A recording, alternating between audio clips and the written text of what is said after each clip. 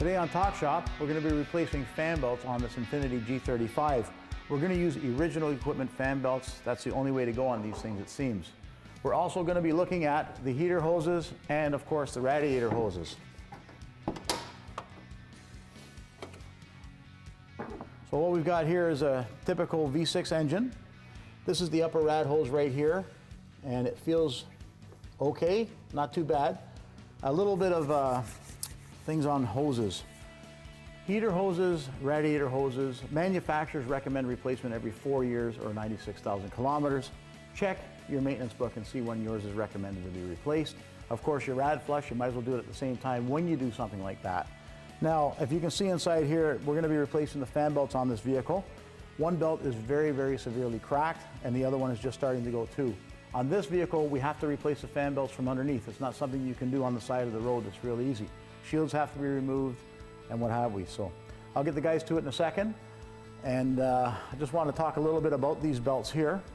These are factory replacement belts, and they seem to be the only ones that work on these vehicles. I don't know why, but that's the way it goes with these vehicles.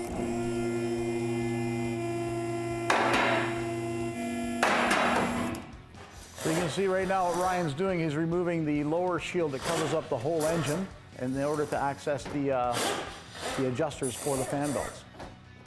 One other little note about fan belts, they're the same as hoses. Manufacturers recommend replacement every 4 years or 96,000 kilometers. You may want to check in your owner's manual to see when that needs to be done. Sometimes, like I say, a fan belt will look great, but it's actually worn out when you do the depth test on them. So what Paul's doing right now is he's loosening off, it looks like both adjusters. Sometimes you have to work them back and forth because they do get rusty and they do seize up. So you just take your time and work them back and forth and everything comes off.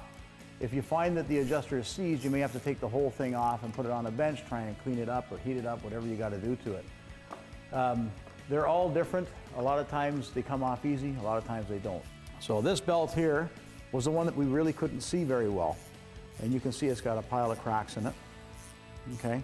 This belt is probably an original belt by the looks of it, and the car's got 180,000 kilometers on it. So I'm glad we're changing this now, because for the summer, you might run into a problem. And when we get the other one off, the power steering one, it's the one that's very badly cracked, and you'll see how worn out it is. Oh, wow.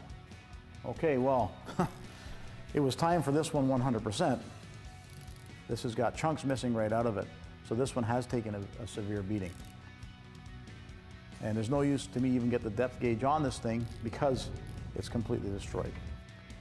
A lot of signs to look for when your belts are wearing out. Sometimes you'll hear a slight squeal coming off a fan belt. And if your car is about 3 years old and it's a little damp outside, that's usually when you start to hear a little bit of a belt squeal. That means the belt's dried out. It's lost its content of moisture inside it. Eventually that belt will have a problem. It might wind up just like our AC belt that's all cracked and chipped. Another thing to look for is if you start up your car in the morning and you hear a huge squeal come out of the engine compartment, that's a good sign that the belts are two things, loose or need replacement. There's a whole bunch of things to look for like that. When an engine's cold is when you mainly find out when you have a bad fan belt. And one other thing to remember too, after you install fan belts on a vehicle, give it a few 100 kilometers and bring it back in and double check the fan belt tension, because belts do stretch. They are made out of rubber. These ones here from the manufacturer very rarely stretch. For some reason they seem to be the best ones that work. A good way to check your fan belts too is deflection.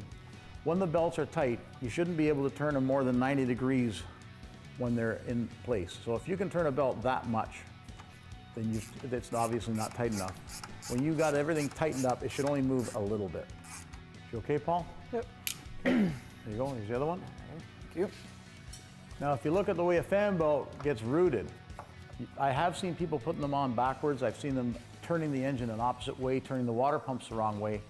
And people will put on a fan belt on a vehicle and all of a sudden their car is overheating because the water pump is turning the wrong way. So please pay attention to how everything goes on the vehicle, because if you put it on backwards, you may run into a huge problem later on.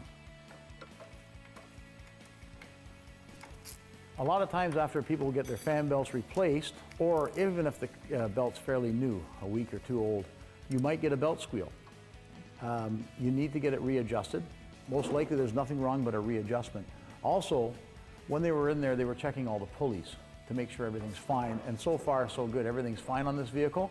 Sometimes you'll get a belt squeal in the morning. It may not be the belt. It may be one of the tensioners not free enough. Overnight, it seizes up. When you start up in the morning, it screams.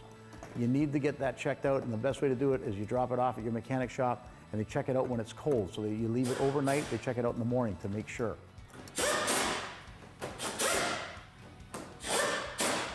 So you saw what it takes just to do a couple of fan belts on this vehicle. There's a big shield that has to come off. You got to access everything. You got to make sure everything moves, and you got to double check everything. So when the vehicle comes down, they'll run it for a few minutes, and we'll double check it. Oh, they look really, really good, nice and straight. Brand new belts. Everything's nice. Okay, if you just want to shut it off for me. Now I'm just going to check the tension on the belts from the top here because I can access them. Always make sure that nobody is near the ignition when you do this, because that's very important. We've seen people lose fingers this way, so. Perfect. Very good. Well, there you have it. Fan belts are on, everything's adjusted. This vehicle will come back. We're going to do upper and lower rad hoses, and we're going to give it a nice flush later on.